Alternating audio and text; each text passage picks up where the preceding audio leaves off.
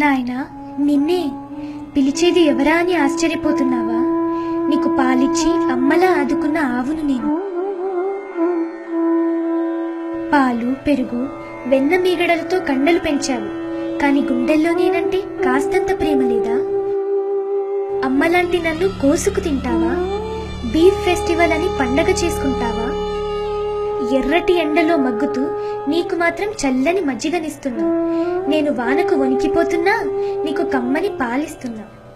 గ్లాసుడు నీళ్ళిస్తేనే thank you అంటారే, రోజు లీటర్ల కొద్ది పాలిచ్చే నన్ను చిత్రవద చేసి చంపేస్తారా? అమ్మలాంటి నన్ను కోసుకు తింటావా? బీఫ్ ఫెస్టివల్ అని పండగ చేసుకుంటావా? అప్పుడప్పుడైనా అమ్మ తిడుతుంది, నాన్న కొడతాడు. మరి నేనెప్పుడైనా పొడిచానా, కరిచానా, కనీసం అరిచానా?